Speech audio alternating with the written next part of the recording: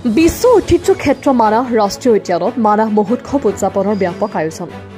অহা 25 জানুৱাৰীৰ পৰা 30 জানুৱাৰীলৈ উদযাপন কৰা হ'ব মানাহ মহোৎসৱ। মানাহ মহোৎসৱৰ লগত সংগতি ৰাখি আজি লাইখুটা স্থাপন কৰা হয়। লাইখুটা স্থাপন অনুষ্ঠানত অংশগ্ৰহণ উদযাপন সমিতিৰ সভাপতি তথা আদিবাসী কল্যাণ ও উন্নয়ন পৰিষদৰ উপাধ্যক্ষ সুভাষ তিৰ্কী, চৌধুৰী TN ইণ্ডাষ্ট্ৰীৰ সঞ্চালক পৃথিৱী বসুমতাৰী লগতে কেইবাগৰাকী বিশিষ্ট ব্যক্তি। নিউজ ডেস্ক ৰিপৰ্ট প্ৰতিদিন লাইভ।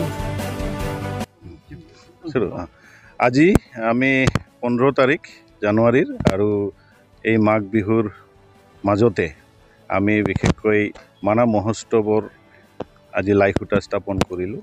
আজি এই মূল খুঁটা স্থাপন কৰিয়ে আমি অহা এই মাহৰে জানুৱাৰী মাহৰ 25ৰ পৰা 30 লৈকে হ'ব লগা মানাছ ফেষ্টিভেলত যোৱাবাৰৰ নিচিনাকেই ইয়াত বিভিন্ন কাৰ্যসূচীৰে আমি বাৰেবৰণীয়া কলা কৃষ্টি সংস্কৃতি আৰু বিভিন্ন ধৰণৰ এনভাইৰনমেণ্টেলে হওক বা ৱাইল্ড লাইফ হওক বা পৰ্যটকক আকৰ্ষিত কৰিব পৰা বিভিন্ন আহিলা বিভিন্ন খেল ধূল যেনেকৈ আমাৰ ইয়াতে ফ্ৰিঞ্চ ভিলেজত আৰু মানাহৰ দাঁতিকাষৰীয়া অঞ্চলত আমি বিভিন্ন জাতি জনগোষ্ঠী আমি বসবাস কৰি আছোঁ আৰু প্ৰতিটো জনগোষ্ঠীয়ে নিজৰ নিজৰ কলা কৃষ্টি সংস্কৃতি খাদ্য সম্ভাৰ বজাই ৰাখিছে আৰু তাৰো এটা ধুনীয়া সুন্দৰ বজাৰ এখন হ'ব।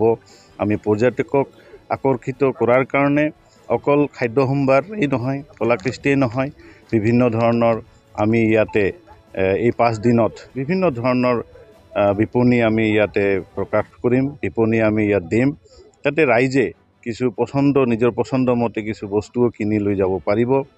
ইয়াৰ উপৰিও আমি মূল উদ্দেশ্যটোৱে হৈছে যে মানাছ নামেৰে ফেষ্টিভেল পাতাৰ মূল উদ্দেশ্য হৈছে যে মানাহখন আমি বিশ্ব দৰবাৰত এটা উজ্বলাই তোলা।